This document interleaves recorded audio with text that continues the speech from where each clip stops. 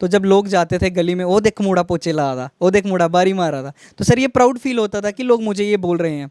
मेरे पेरेंट काफ़ी liberal parenting थी मेरे माँ बाप की। ग्राएं च रही हैं भी लिबरल सर बड़े शयार ना sir and you are an IAS officer at 22 ਤੇ ਐਕਸਪੀਰੀਅੰਸ ਦਾ ਤੇ ਮੌਕਾ ਹੀ ਨਹੀਂ ਹੋਇਆ।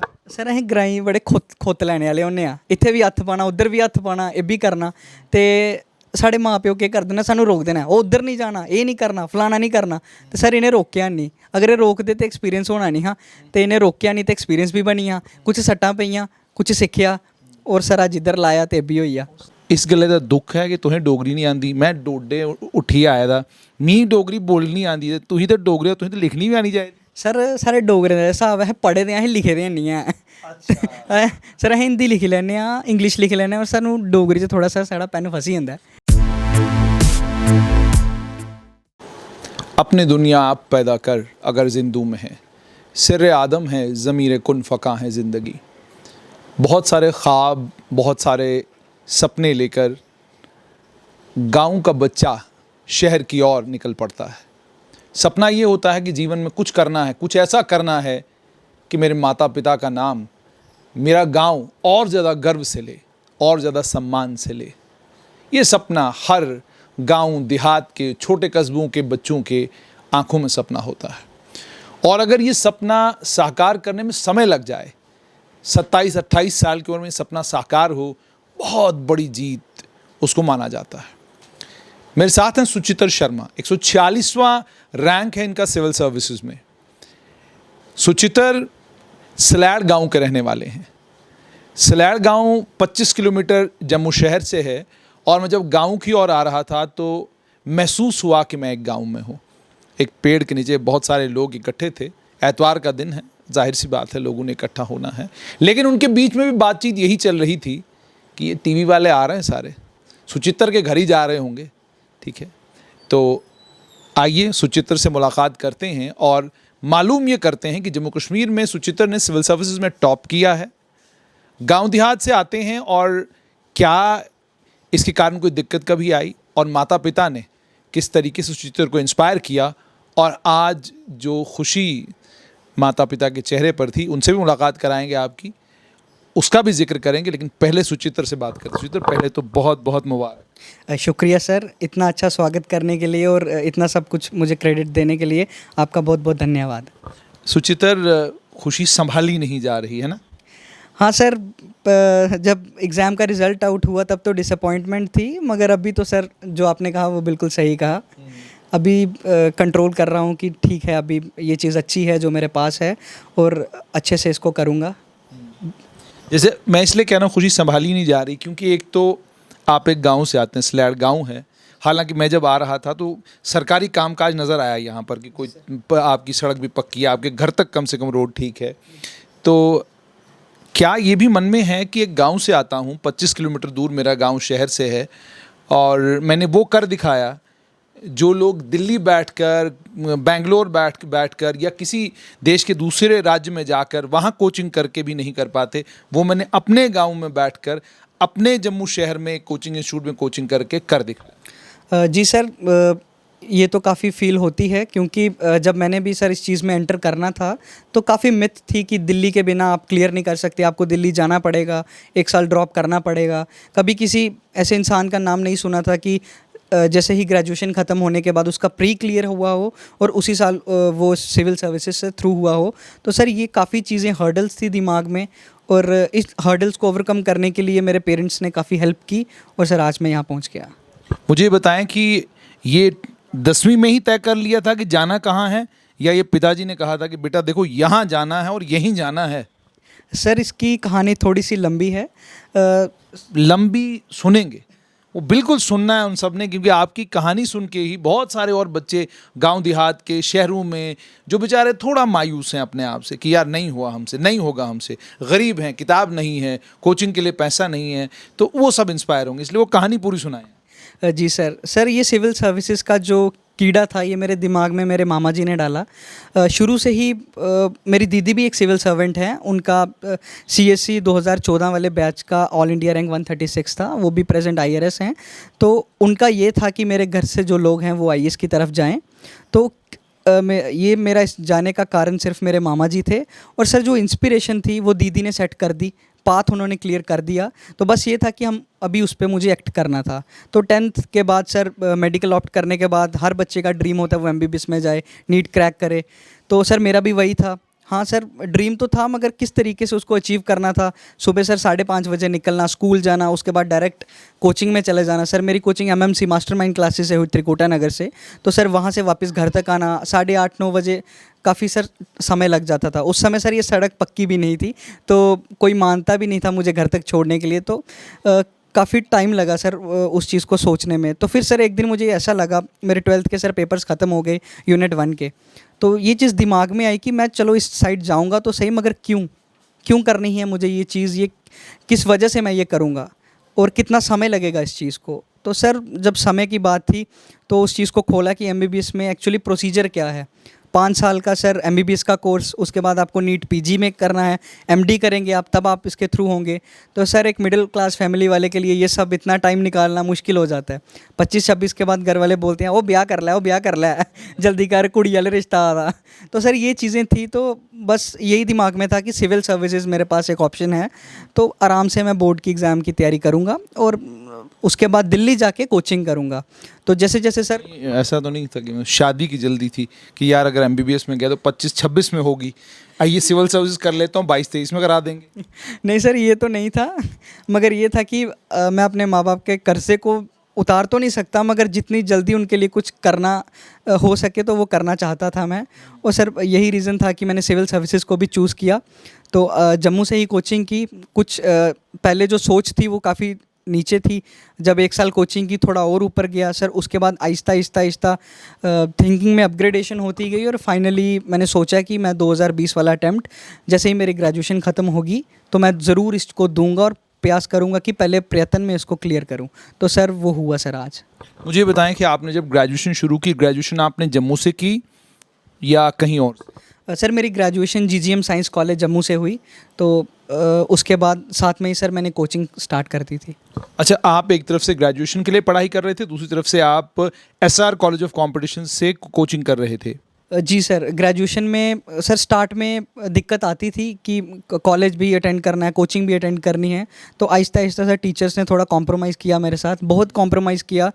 प्रैक्टिकल सर मैं अटेंड नहीं करता था, प्रॉक्सीज चल जाती थी कॉलेज में, तो उस वजह से सर ये हो गया, और सपोर्ट की वजह से ये मैं फ़र्स्ट अटेम्प्ट अपना दे पाया।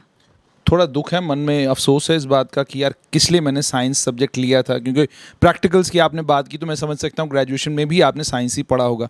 मन में दुख है थोड़ा सा कि इससे बेटर है मैंने आर्ट्स पढ़ा होता, मैंने कॉमर्स पढ़ा होता, प्रैक्टिकल्स की ज़रूरत नहीं पड़ती और वो सब्जेक्ट उन्हीं में से मैं किसी एक सब्जेक्ट को ऑप्शनल में बाद में रख सकता था। या आपको लगता है कि साइंस ज़्यादा स्कोरिंग है, उसी को ऑप्शनल रखना चाहिए? सर मुझे लगता था कि साइंस ज़्यादा स्कोरिंग है, क्योंकि मेरी जो दीदी थी उनका भी जोलॉजी ऑप्शनल था, और जोलॉजी एक ड्राई सब्जेक्ट है।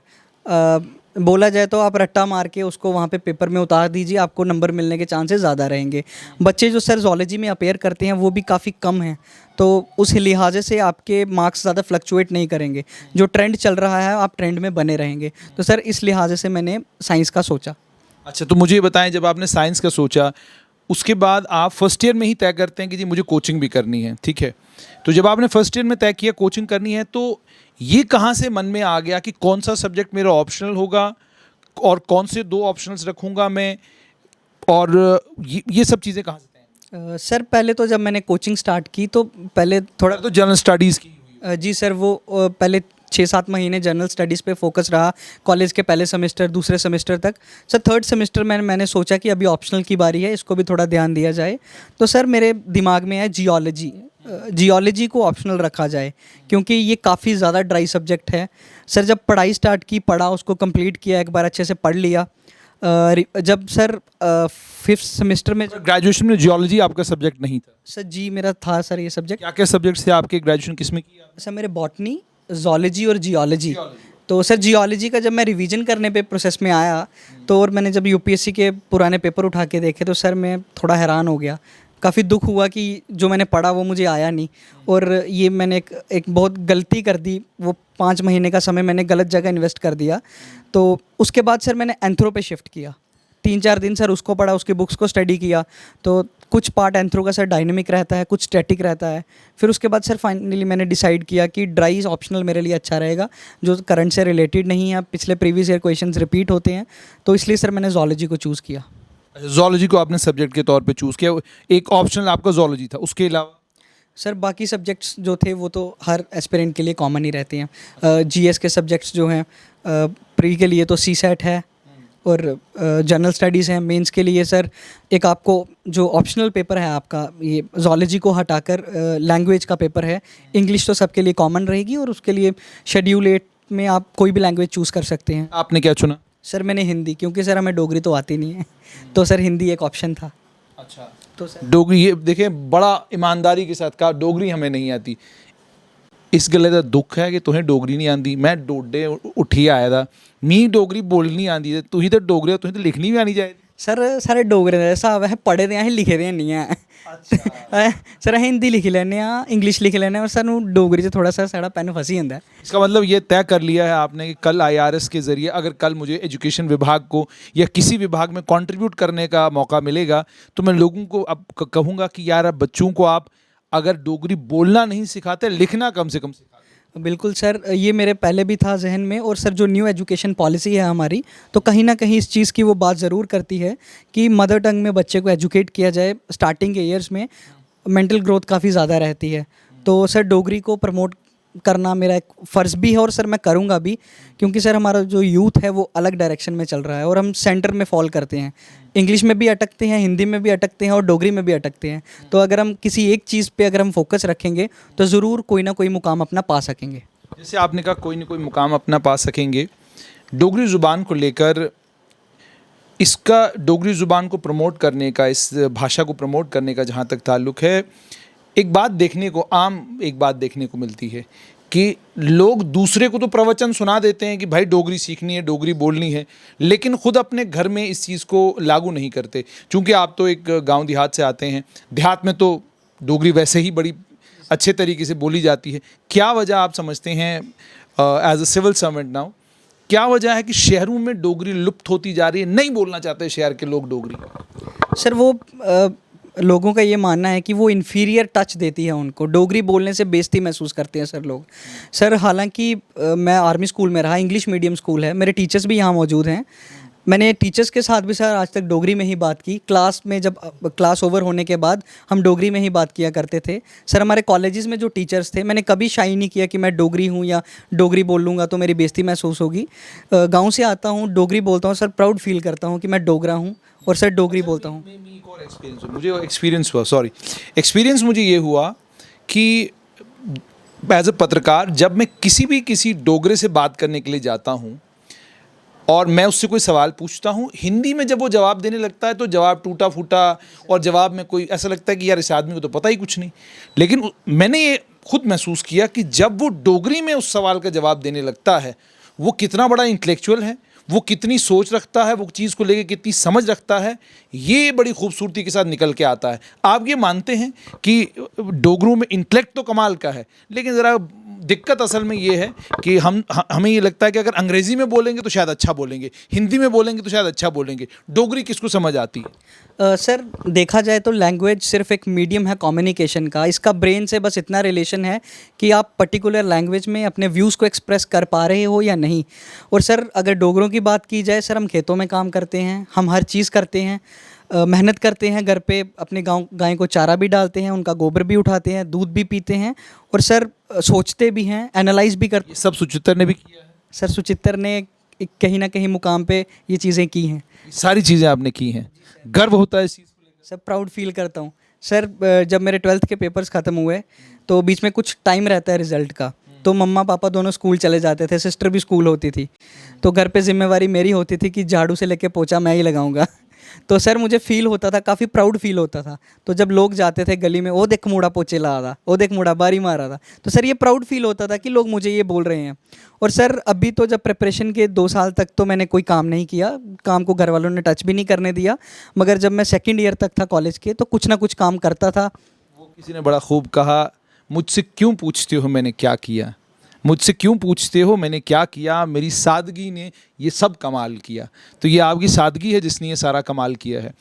अब बहुत सारे बच्चे जो आपको देख रहे हैं वो जानना चाहते हैं कि आप 16 घंटे पढ़ते थे, 18 घंटे पढ़ते थे या 24 घंटे पढ़ते थे, कितने घंटे पढ़ते थे, वो भी बच्चे जानना चाहते हैं। सर नॉर्मल हर एक एस्पिरेंट का यूनिक स्टाइल रहता है पढ़ने का। तो सर मेरा जो कॉमन चीज़ थी प्री के लिए जो था सर 7 से 8 घंटे मेरी हफ्ते में एवरेज रहती थी, संडे को निकाल के, या फिर संडे या सर किसी भी दिन को एक मेरा एंजॉय का दिन रहता था कि जिस दिन मैंने घर पे बैठ के रेस्ट करनी है, फ़ोन चलाना है, कुछ ना कुछ यूट्यूब पे सर्च करना है या फिर सोना है। सोने से मुझे काफ़ी लगाव है तो मैं अपनी नींद के साथ कभी भी सर एडजस्ट नहीं करता, कॉम्प्रोमाइज़ नहीं करते। बिल्कुल सर। मैं मेंस के टाइम पे भी सर 8 घंटे सोता ही सोता था। मेंस में सर शेड्यूल मेरी काफ़ी चेंज हो गई थी, जो मेरा सर्काडियम रिदम था वो बिल्कुल अलग था। तो रात सर सुबह वाले मैं 5 बजे सोता था और दोपहर के 2 बजे उठता था, फिर भी सर मैं अपने 8 घंटे नींद पूरी करता था। और उसके बाद भी सर मैं कॉमनली मैं दोपहर को भी 1 घंटा सोता ही सोता था। तो सर 7-8 घंटे 9 घंटे सोता था और बाकी जितना भी टाइम था वो सारा मैं पढ़ाई में इन्वेस्ट करता था। अच्छा, पढ़ाई करने का तरीका क्या है? एक हमारी तरह पढ़ाई होती है कि किताब सामने है और किताब पढ़ते पढ़ते अचानक ख्याल आ गया कि यार वो थिएटर जाना था, वो मूवी देखने के लिए, वहाँ गए नहीं हम। सारे ख्याल जो आते हैं ना वो बिल्कुल उसी समय आते हैं जिस समय किताब हमारे सामने होती है। जब किताब हट जाती है फिर ख्याल आता है किताब पढ़नी चाहिए थी। तो ये आपके साथ भी होता है या आपके साथ नहीं? हाँ सर, जब आपने बिल्डिंग बनानी है, उसकी फाउंडेशन बनानी है तो प्लंथ भरने में काफ़ी ज़्यादा टाइम लगता है, सारी इन्वेस्टमेंट उसी में लग जाती है। और अगर आपकी फाउंडेशन अच्छी रहे तो बिल्डिंग भी काफ़ी अच्छी बनेगी। तो सर सेम था कि बिल्डिंग सरकारी थी या अपनी अपनी थी? क्योंकि सरकारी बिल्डिंग में प्लंथ कमज़ोर होता है। सर मेरी बिल्डिंग सरकारी थी क्योंकि मेरे माँ बाप सरकारी मुलाजिम हैं, मेरे मामू भी सरकारी मुलाजिम हैं, जो भी सर मेरे फैमिली से सारे ताल्लुक़ रखते हैं। यानी ये कहने की ये कोशिश कर रहे हैं कि बिल्डिंग सरकारी है लेकिन ये पहली सरकारी बिल्डिंग, इसमें सारा काम पक्का हुआ। मगर सर कुछ प्राइवेट पत्थर भी लगे हैं। मेरी बूजी जो हैं, मेरे भैया जो हैं, बूजी के बेटे अक्षत नाम है उनका, उनका भी काफ़ी कंट्रीब्यूशन है। तो वो प्राइवेट पत्थर भी लगे, अभी वो भी सर गवर्नमेंट बन गए हैं तो इसलिए उनको भी सर इसमें इंक्लूड कर लिया मैंने। क्या बात है। अच्छा मुझे ये बताइए, ये तो हो गया आपका समय कितना लगा आपको पढ़ने पढ़ने में। उसके बाद जो बच्चे इस समय सिविल सर्विसेज की अब तैयारी कर रहे हैं वो सारे बच्चे इस चीज़ को लेकर परेशान हैं कि भाई हम 12th के बाद करें तो क्या करें। कई हैं जिनको माँ बाप की महत्वाकांक्षाएं हैं, क्योंकि यूजुअली हमारे भारत में क्या कहना है, पूरा एशिया, आप पूरे एशिया में माँ बाप की मानसिकता ये है, मैंने पूरी ज़िंदगी मजदूरी की है, मेरा बेटा कमिश्नर बनेगा। एक माँ बाप का मतलब मान लीजिए माँ बाप का सपना रहा होगा, बाप का सपना रहा होगा डॉक्टर बनने का, बेचारे हालात वैसे नहीं थे, नहीं बन सके डॉक्टर, बेटा डॉक्टर बनाना है। यानी अपनी जो महत्वाकांक्षाएं, अपनी जो इच्छाएं हैं वो थोपनी है अपने बच्चों के ऊपर। मुझे ये बताइए कि आपके माता पिता ने भी ये कहा कि बेटा मैं नहीं बना ये सब, सर तुझे बनना है? नहीं सर, ये कभी नहीं हुआ मेरे साथ। मेरे पेरेंट काफ़ी लिबरल पेरेंटिंग थी मेरे माँ बाप की। राइज रही है भी लिबरल? सर बड़े शार ना सर सर मतलब कि मुझे कभी किसी चीज़ को सोचने से रोका नहीं। मेरे माइंड को हमेशा इस तरीके से रखा कि तुम एक्सपेरिमेंट करो, उसको खुद एनालाइज करो, एक ज़िंदगी का कुछ एक्सपीरियंस बनाओ और करो। सर जब मैं नहीं तो एक्सपीरियंस करने का मौका ही नहीं मिल रहा है। 21 and you are an IAS officer है, 22 ते एक्सपीरियंस ਦਾ ਤੇ ਮੌਕਾ ਹੀ ਨਹੀਂ ਹੋਇਆ। सर अं ग्राई बड़े खुत लैने वाले होने आ, इत्थे भी हत्थ पाना, उधर भी हत्थ पाना, ये भी करना। तो साढ़े माँ प्यो क्या करते हैं, सानू रोक देना, वो उधर नहीं जाना, ये नहीं करना, फलाना नहीं करना। तो सर इन्हें रोकया नहीं, अगर ये रोकते तो एक्सपीरियंस होना नहीं। हाँ तो इन्हें रोकया नहीं तो एक्सपीरियंस भी बनी। हाँ कुछ सट्टां पईयां, कुछ सीखिया और सर अज इधर लाया तो भी हुई है। सट की गल हुई है। ये जो सट होती है यूजुअली क्या होता है कि स्कूल कॉलेज के टाइम में हम सब की ज़िंदगी में होता है। आप ये नहीं कह सकते कि मेरी कोई अलग ज़िंदगी थी, मेरी ज़िंदगी में ये नहीं हो। हमें मोहब्बत जो है ना वो कुछ 16 साल की उम्र में होना शुरू हो जाती है। पढ़ाई आए नहीं आए, किताब हमको समझ में आए नहीं है, मोहब्बत 15 साल की उम्र में आजकल शुरू होती है। कईयों की तो 14 में शुरू हो जाती है, कई तो 10-11 में शुरू हो जाते हैं। तो मुझे बताओ, ये मोहब्बत करने का मौका मिला कोई 15 साल की उम्र में, वहाँ कहीं दिल टूटा हो, कोई 18 साल में दिल टूटा हो, कोई 21 साल में दिल टूटा हो, या उस दुनिया में जाने का मौका ही नहीं? सर ये मोहब्बत का टाइम बायोलॉजिकली बोले जाए तो जब टेस्टोस्टेरोन का रिलीज स्टार्ट हो गया तो समझो आपको मोहब्बत बढ़ जाएगी। बस आपको उस चीज़ को कंट्रोल करना है। तो सर मेरे जो पेरेंट्स थे कभी भी इन्होंने फील नहीं करवाया कि वो मेरे माँ बाप हैं। मेरी मम्मी जी, मेरे पापा जी, हमेशा पापा मुझे आज भी मित्र बोलते हैं। मेरे स्कूल तक बोलते थे वो तेरे पापा तू ही मित्र रख देना, तू ही बेटा कहले नहीं आख दे। तो सर ये चीज़ काफ़ी कॉमन रहती थी, तो हर चीज़ हम डिस्कस करते थे। तो कभी ऐसा फील नहीं हुआ कि मुझे वो प्यार बाहर ढूंढने की ज़रूरत है जो मुझे घर वालों से नहीं मिला। ये तो बड़ा ख़तरनाक स्टेटमेंट है। ये जो फ्यूचर, ये जो आने वाले कल में दाएं बाएं जो भी आज आपको देख रहे होंगे आईआरएस में, और जो सोच रहे होंगे शाम को आपके पिताजी के साथ संपर्क में आना है और संपर्क में आकर कहना जी बेटे का तो हो गया 22 में जो भी होना था, अब आप हमारे बारे में कुछ सोचो, तो आपने बड़ा भयंकर स्टेटमेंट दिया है। रेक्टिफाई तो नहीं करना चाहते स्टेटमेंट? नहीं सर, मैं रेक्टिफाई नहीं करूँगा। ये ठीक था सर जो भी था। अच्छा अच्छा, मुझे ये बताइएगा, ये तो हो गया कि आपकी सारी ज़िंदगी। आप मुझे ये बताइए कि कुछ वो लोग होते हैं ज़िंदगी में कि आप महसूस कर रहे हैं, अचानक एक दिन आता है आप बड़ा बोर फील कर रहे हैं कि यार रोज़ ही किताब पढ़ता हूँ, छोड़ो यार क्या पढ़ाई करनी, कुछ और कर लेते हैं।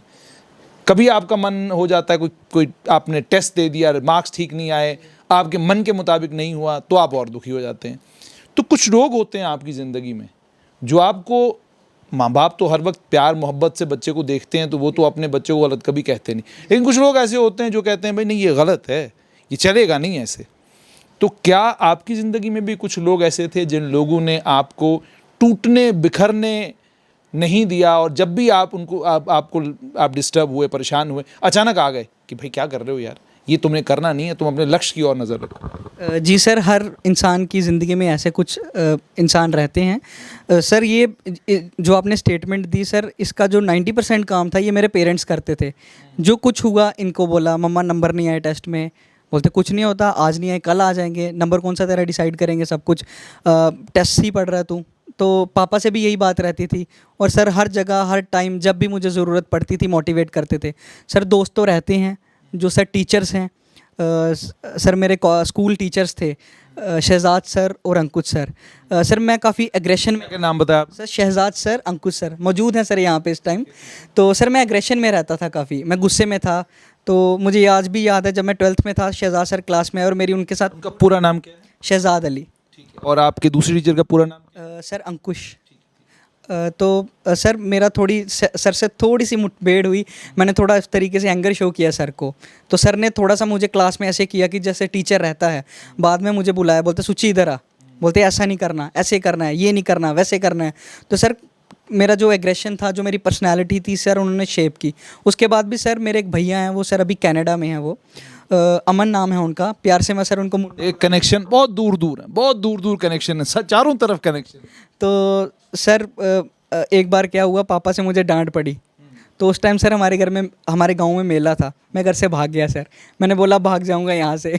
तो सर मैं निकल गया घर से, आगे पीछे घूमा, तो हमारे यहाँ पे सर वो बिजली घर है, तो मैं उसके पास खेत है, मैं बैठ गया।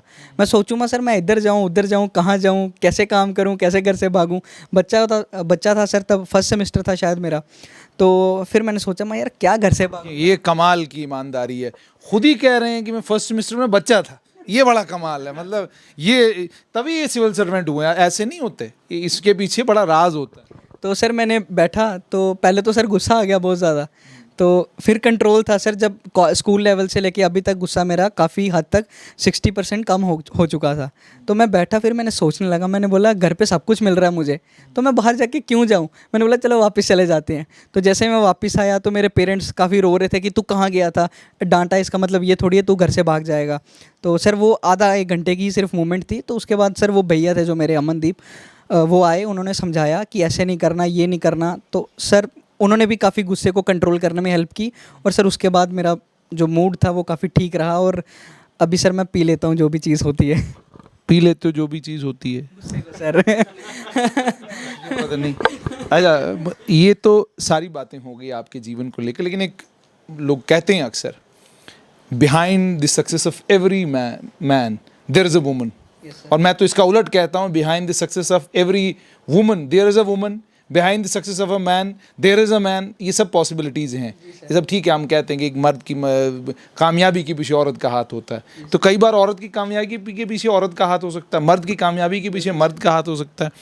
तो आपके घर में आपकी माताजी या आपके पिताजी कौन थे वो जिनको आप कहेंगे कि यार आज के दिन अगर मुझे गोल्ड मेडल गले में डालना है किसी के, इनके डालूंगा, सिल्वर इनके और ब्राउन्स इन्हें दे दूंगा? सर सिल्वर और ब्रॉन्ज तो मैं खुद पहन लूँगा।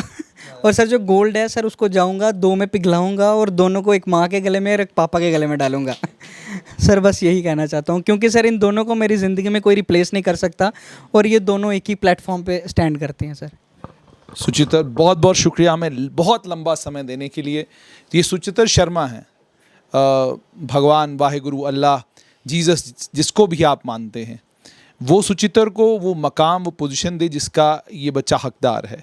हकदार ये बहुत बड़ी पोजीशन का है, लेकिन वक्त और हालात ये बताएंगे कि सुचितर आने वाले वक्त में कहाँ पहुँचेगा। अक्सर सिविल सर्वेंट्स की जब शुरुआत होती है बहुत कमाल की होती है, लेकिन वक्त और हालात उनको ऐसा बना देते हैं कि आप उनसे मिलते हैं तो आपका मन खट्टा हो जाता है, आप कहते हैं यार अब किन से मुलाकात की आपने। लेकिन हमें उम्मीद है इस आने वाले कल से, क्योंकि आज divcom divisional commissioner Jammu doctor Raghav Langer को देखते हैं, डिप्टी कमिश्नर जम्मू अंशुल गर्ग को देखते हैं, अन्य कुछ ऑफिसर्स को देखते हैं, डीसी श्रीनगर को देखते हैं या अन्य कुछ ऑफिसर्स को देखते हैं, तो मन को शांति होती है, प्रसन्नता होती है कि ऐसे ऑफिसर्स अब आ गए हैं, यंग ऑफिसर्स जो इनिशिएटिव लेने वाले हैं, जो बात करने वाले हैं, जो आम आदमी का दर्द और तकलीफ समझने वाले हैं, जो समझते हैं कि कुर्सी हमको इसलिए नहीं मिली है कि इस कुर्सी पर बैठकर हमको तानाशाह की तरह काम करना है, इस कुर्सी पर हमको बैठना है इस देश के लोगों की सेवा करने के लिए। और एक और चीज़ सुचितर से जो मुझे देखने सुनने और आप सब तक पहुंचाने के लिए मिली है कि एक तरफ शहजाद हैं और एक तरफ अंकुश हैं। तुम इस देश की मिट्टी में जितनी मर्जी उतनी नफरत घोलो, कुछ लोग ऐसे हैं जो इस मिट्टी में मोहब्बत का चरस बोते रहेंगे, मोहब्बत का चरस बोते रहेंगे, टूटने नहीं देंगे। और इस सुचितर शर्मा के किरदार में, इसके कैरेक्टर में, सुचितर में जो इंग्रेडिएंट्स हैं, उन इंग्रेडिएंट्स में शहजाद सर का प्यार और अंकुश सर का प्यार और उनकी विनम्रता और उनका दिया हुआ ज्ञान है। आप खुद समझ सकते हैं कि ये बच्चा आने वाले कल में क्या करेगा। बहुत बहुत शुक्रिया हमें देखने के लिए, और हमारी शुभकामनाएं सुचितर के साथ, इसके परिवार के लोगों के साथ, और उम्मीद और तवक्का सुचितर से यही कि ये कुर्सी पे बैठेंगे तो इस देश के लोगों की सेवा करेंगे, शाही फरमान जारी नहीं करेंगे।